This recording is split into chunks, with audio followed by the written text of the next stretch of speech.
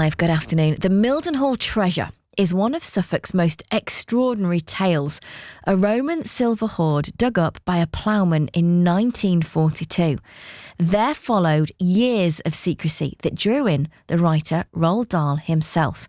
Now, he turned the saga into a news article, first of all, sold it to an American newspaper, and then it turned into a book. Now, this treasure would be worth around £2.7 million today. It sits in the British Museum, and after 25 years out of print, Dahl's book is now being reprinted to raise money for the Mildenhall Museum. Today, the book's getting a special launch right there at the museum, and guess who went? Our very own reporter, Vicky Owen. This really is a tale of treasure worth millions, a deception, and a world-renowned author in Roald Dahl. You don't get much better than that in Suffolk. I'm here at the Mildenhall Museum, where they have a replica of the hoard, 34 pieces, silver plates, dishes and spoons, all from the 4th century. The British Museum describe it as the finest set of Roman dining silver from anywhere in Roman Europe. With me is Kay Finnis, the granddaughter of Gordon Butcher, the ploughman who found it. Tell me the story of your family and how this hoard came about. Well, my granddad was a farmer, a self-employed farmer, and to supplement his income, he would subcontract himself out to local farmers to plough land, which was what happened on that particular day. He had a wife who was my nana, and he had 3 children at that time, 2 daughters and a son, and the son was my dad, and another son was to be born afterwards. He went out on that particular day. It was in the middle of the war, and he was ploughing the land that day, and he stopped because he'd struck something. He went to get Mr. Ford, who had employed him on that day and where he kept his tractor on that occasion. And Mr. Ford came, they dug it all up, and then they took it back to Mr. Ford's barn, where it was, the story goes, that it was then cleaned up and kept there until the end of the war. So it is a little bit something out of a film. Yes. And that takes me over to Netflix, who had to be contacted to get the rights to reprint this book.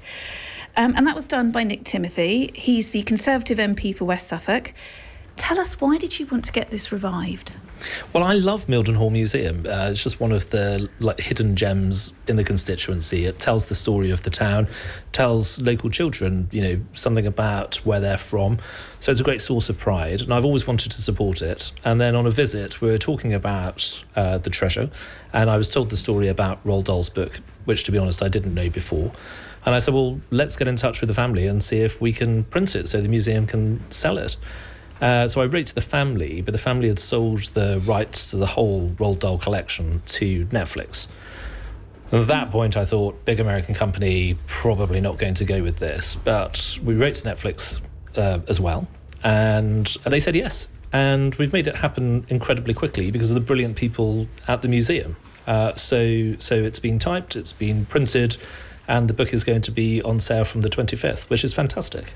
This story is more than 80 years old. So has it stood the test of time? Well, let's ask the students from St Mary's Primary School in Mildenhall. Who do I have here? Nathaniel. Nathaniel. And how old are you, Nathaniel? 10. And what do you think of the story? I think it's amazing and I would like to read it all, so I will definitely be buying it. And did you know that such an important treasure was right on your doorstep, near where you live? No. No. And what did it feel like when you found out? Were you surprised? Yes, very. And hello, and who are you? I'm Gabriella.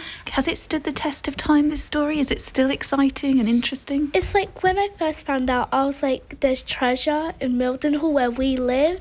I was really shocked at first, but then now that we're here, it's really exciting. The only way I can really finish this particular story is really to use Roald Dahl's own words. True stories about the finding of real big treasure sends shivers of electricity down my legs to the soles of my feet. The moment I read the story, I leapt up from my chair without finishing my breakfast and shouted goodbye to my mother and rushed out to my car. And off to Suffolk he drove.